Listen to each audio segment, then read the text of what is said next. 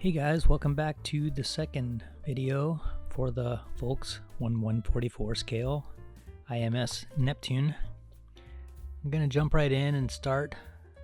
This is the painting video. If you saw my last video, which was the build video, I had kind of stuck everything together with tape and blue tack. The blue tack left residue on the plastic, so what I'm doing here is using isopropyl alcohol. It's 91%, although I think 70 is probably fine as well.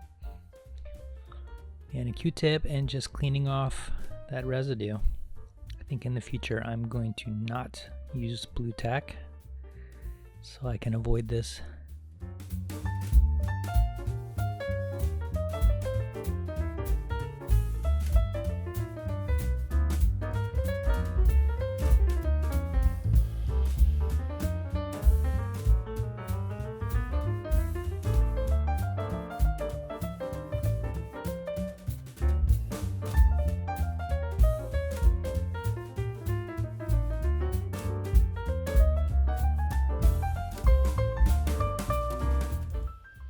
Once everything's clean, I'm putting everything in Ziploc bags based on whatever color I'm going to paint it. The leg armor is made in two parts, but it should have a smooth seam in the front, so that's going to need to be filled and sanded.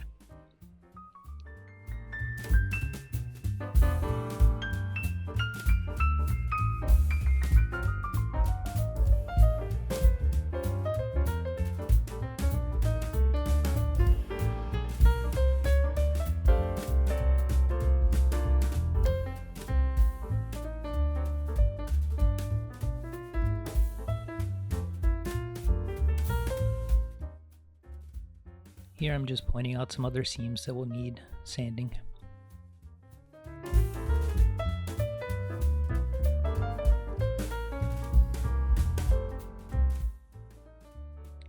As usual, I'm using my Tamiya light curing putty to fill seams.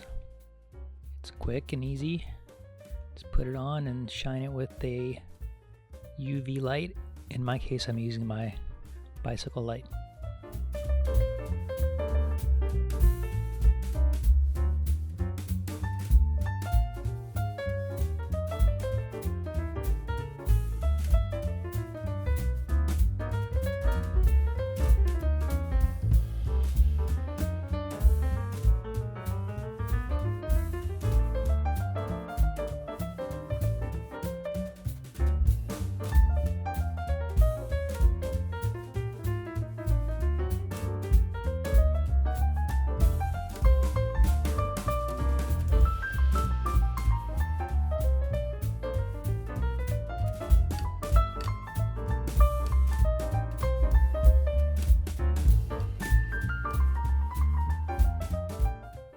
And once it's cured, which is usually around 5 or 10 minutes, I sand it smooth.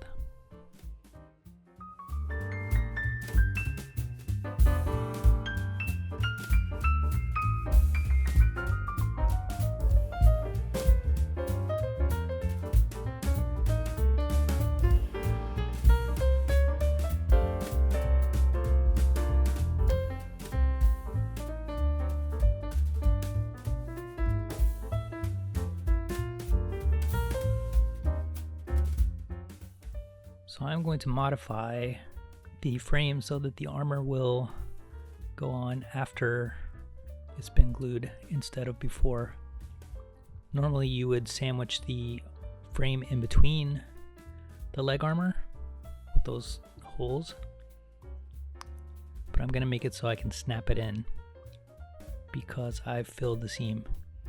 So here you can see the two holes and it's on each side. Because I've glued the armor, you can't just push it right on. So what I'm going to do is cut a little section out and make the hole into a little C shape. And that's going to allow me to snap in the already glued front armor. With this little modification, you can fill seams and everything before you paint.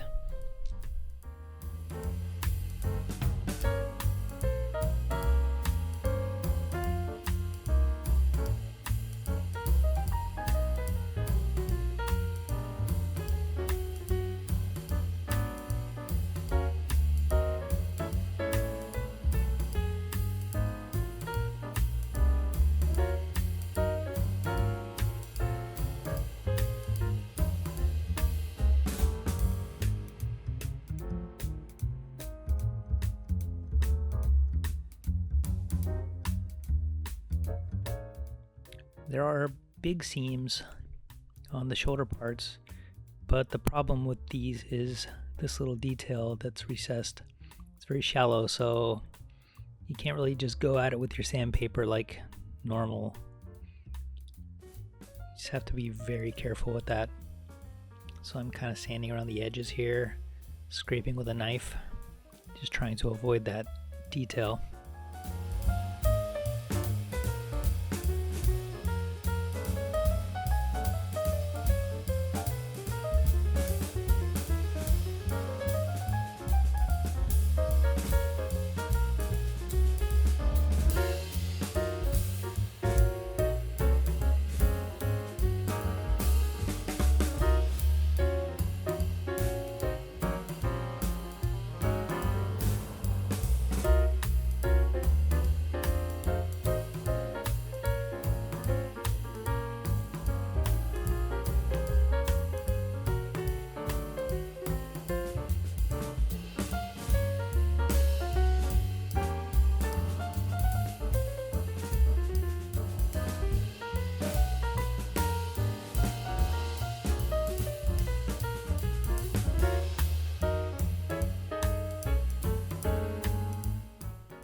So there are these two pieces that go on the arms made of flexible polycad material, which paint doesn't stick to very well, so I'm going to be spraying these with Bulldog adhesion promoter before the actual paint coats. And because they're flexible, I'm going to be using Mission Models primer instead of the lacquer primer I've used for everything else, because it's also more flexible.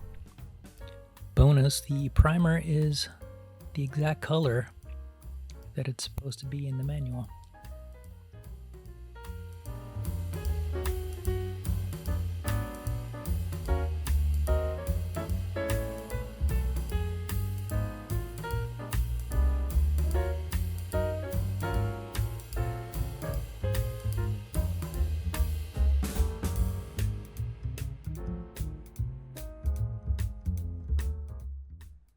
Hand painting some of the smaller parts.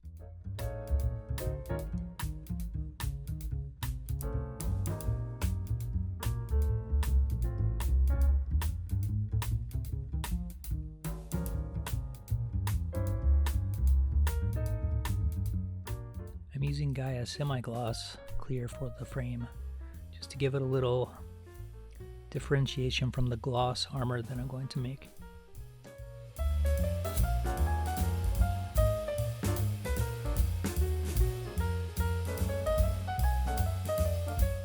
Because I put a pearl coat on the horn and swords, I'm just going to do a quick clear coat to protect it. So when you assemble the horn into the head pieces, it gets sandwiched in between the top and bottom. So you have to choose if you want to paint the horn first or after it's together, and then mask later.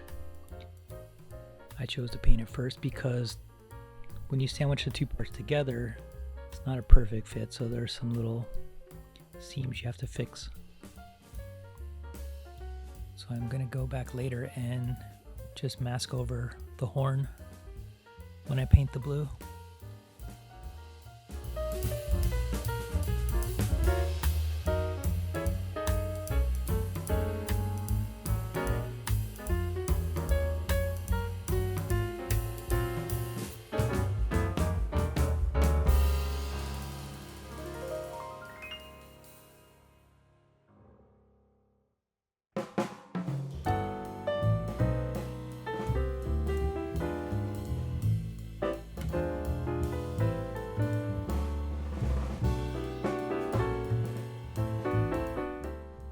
For this back piece, I used Mr. Masking Salt R to mask over the frame parts because the lower hanging parts will need to be painted blue.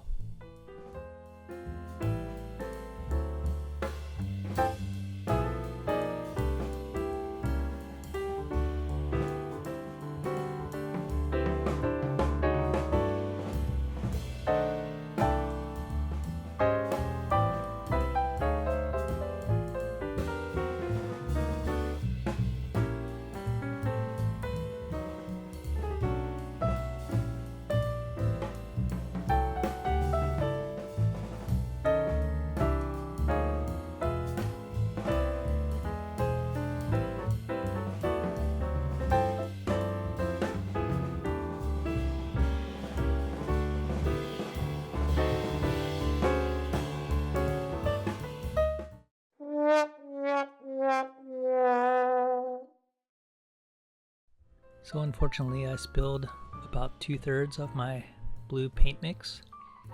Luckily I had enough to finish off most of the parts, but I did have to mix a little extra at the end.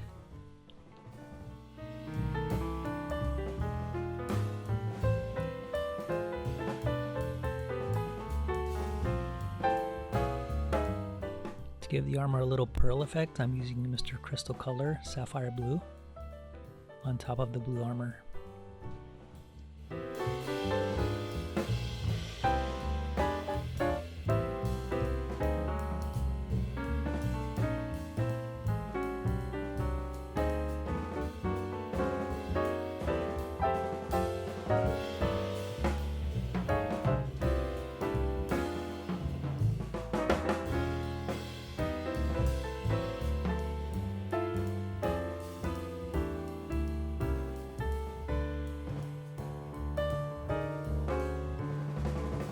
So I'm trying to show you here how the pearl looks. It's kind of a blue tint to it. It's just hard to capture on camera. But if you look really closely, you can kind of see it.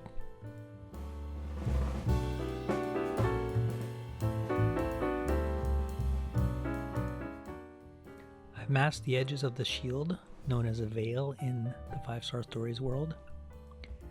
And I'm going to paint the white part, which is actually a mix of white and black, but it's only like a 5% black, so it's mostly really light gray.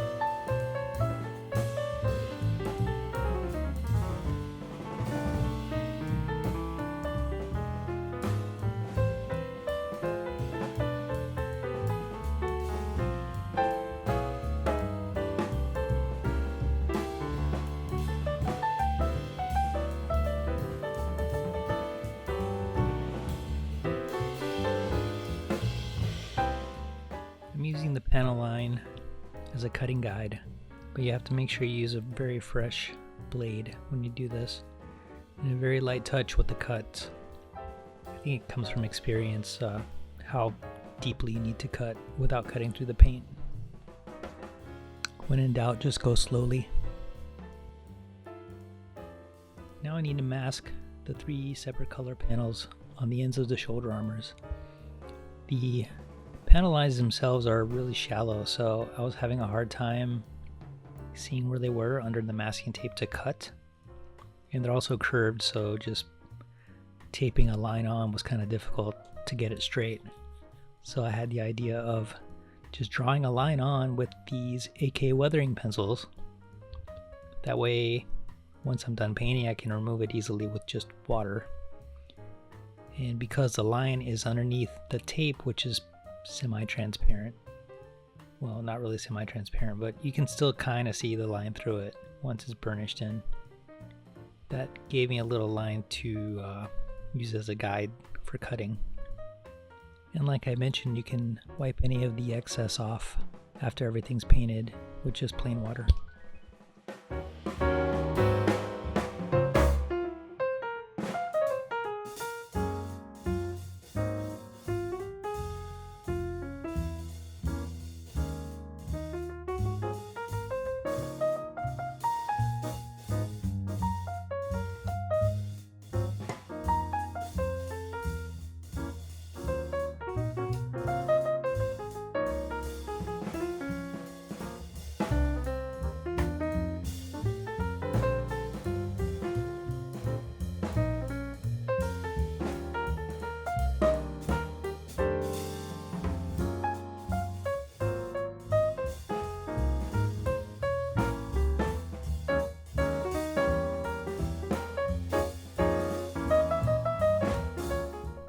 While I'm masking, I'm going to mask the Fillmore logo on the shield. I've already cut out the straight parts, but now I also have to cut out the circles that are at the end. And because they're so small, they just require a little extra attention.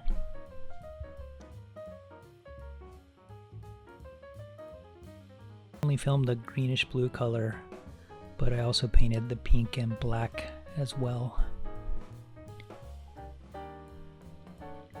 Next up is the gold. I'm going to start off by masking the sword hilts.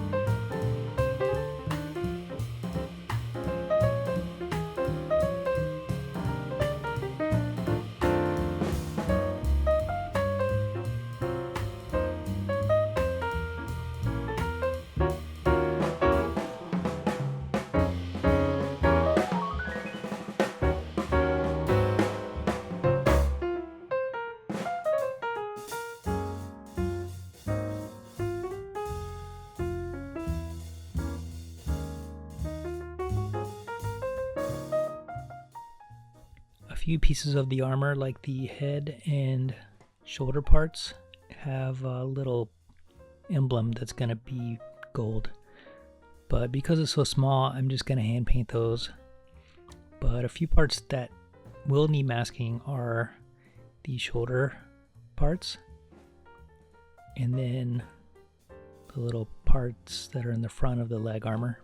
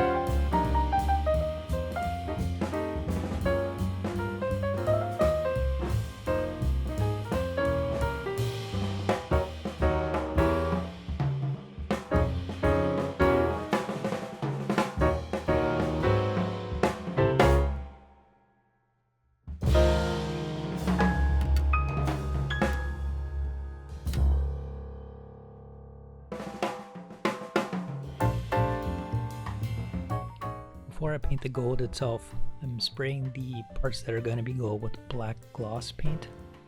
This is going to help the gold pop a little.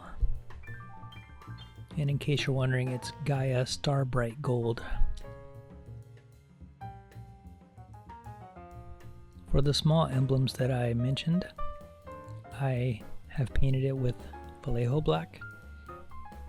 It's not glossy, but it'll still make the gold pop a little more. And I'm just using my Gaia mix with a brush here.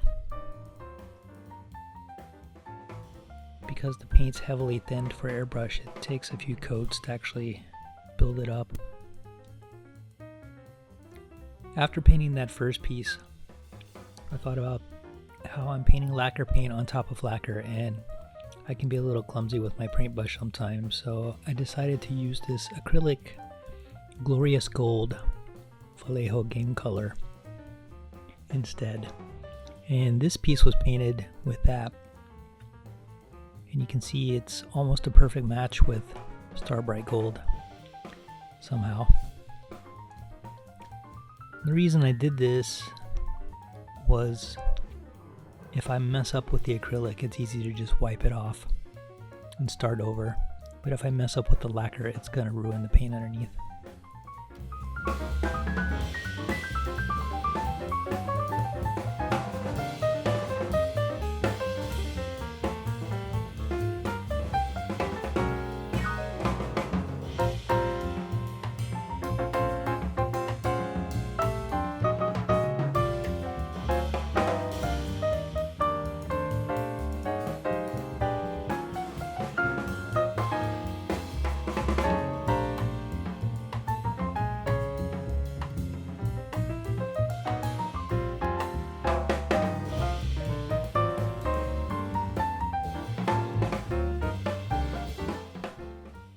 So here I'm getting some pigment from the bottom of my frame color mix so that I can hand paint a few little parts. Some of the armor bits need the frame color behind in some little panels, and because it's a 1/144 kit, they're small enough that it's a little easier to hand paint than to mask it.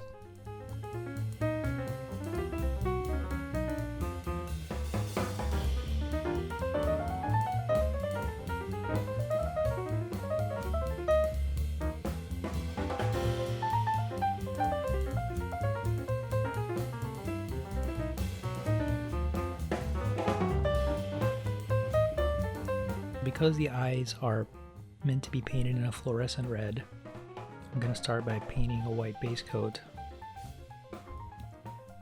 From my experiences, fluorescent paints just have a brighter color with white underneath.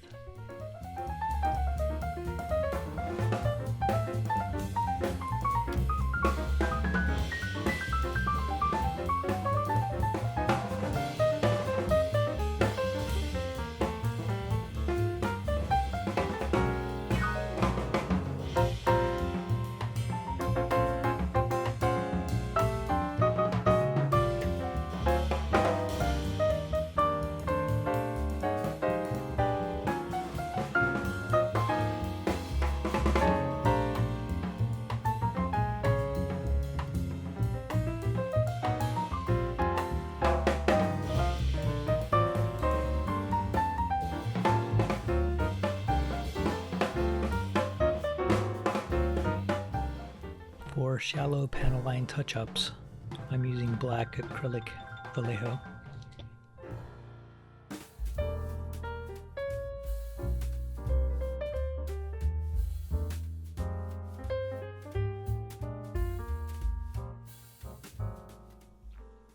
This is just a custom mix that I'm using for some of that shallow detail on the shoulders.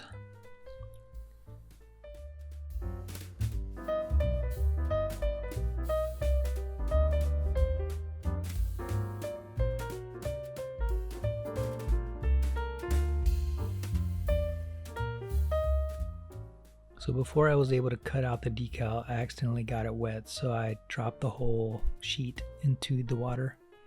It's only one decal, so it's not a big deal in this case.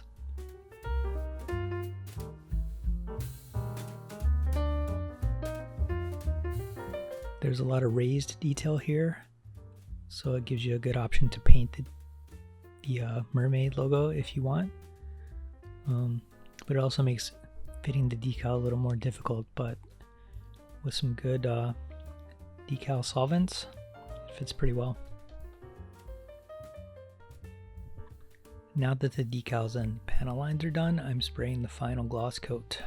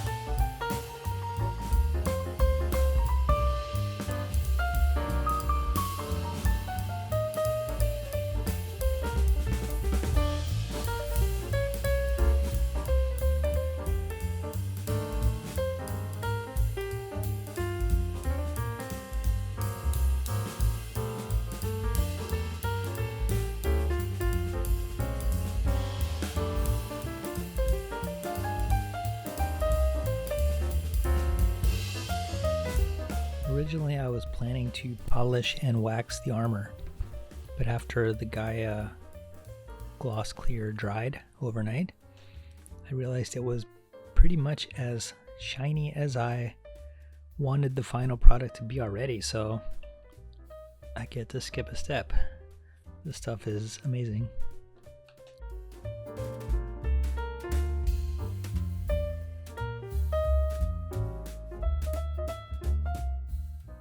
So all that's left is to put it all back together.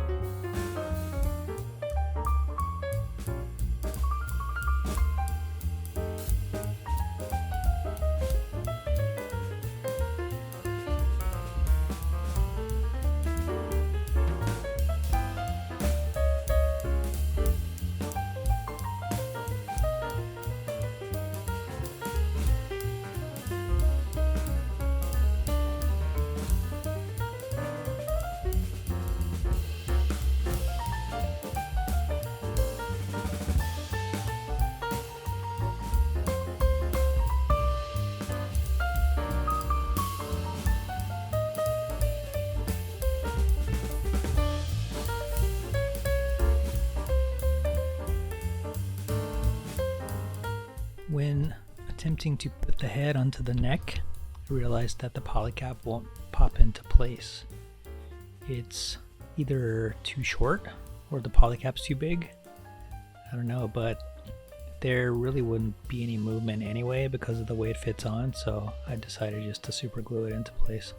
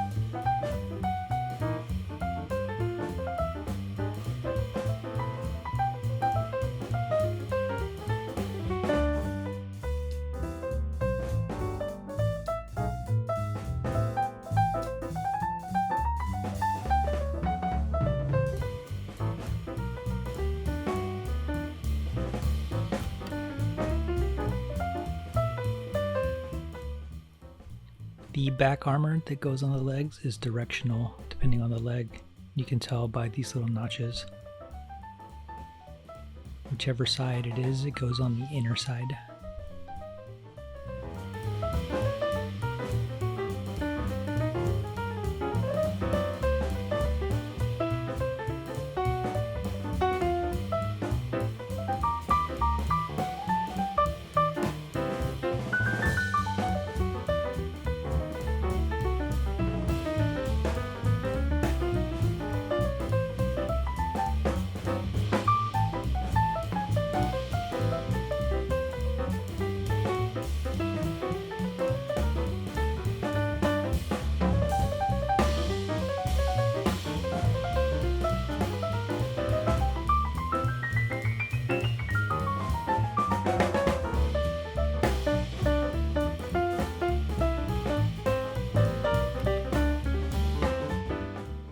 These things have kind of a tight fit in between the outer armor, so I'm using clothespins to hold it in place while the cement cures.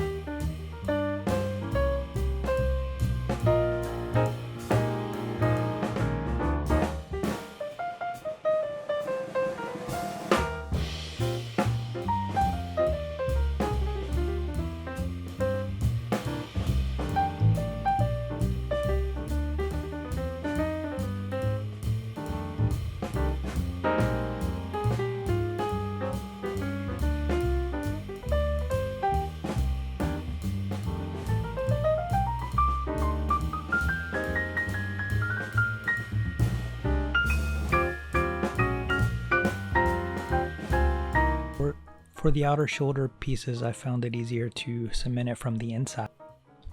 That way I can avoid any cement getting on the painted pieces.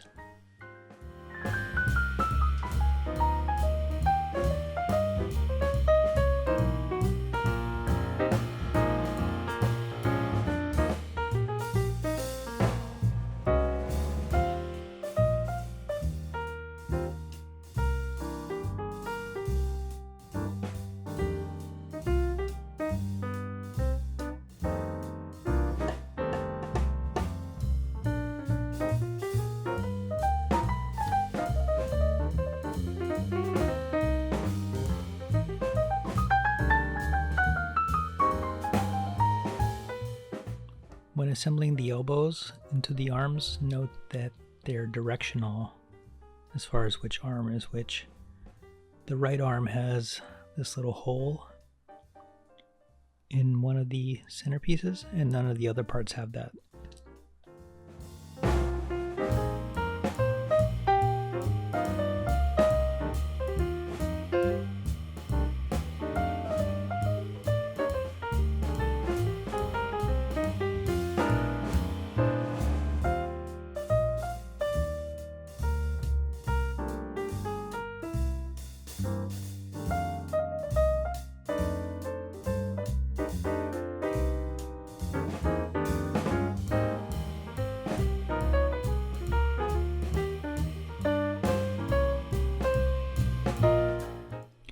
I thought I'd lost a piece that goes in the inner elbow, but you can see here it's only on the left arm.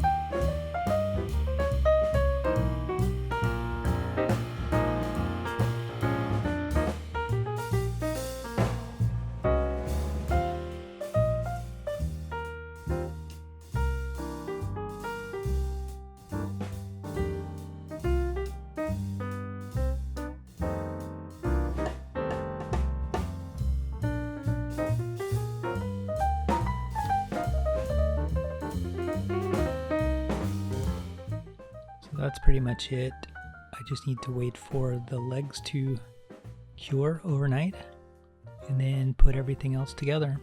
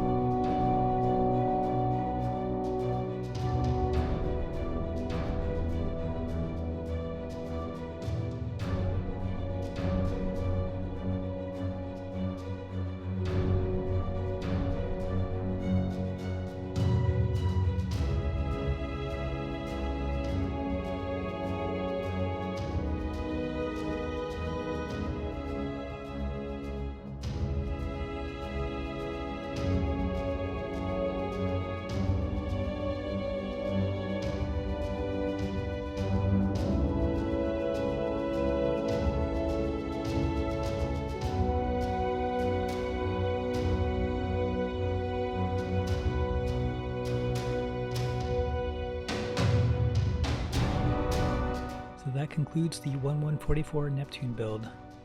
I know it was a little longer than usual because I decided to pack it all into one video. If you prefer separate videos, please let me know in the comments. Otherwise, thanks for watching.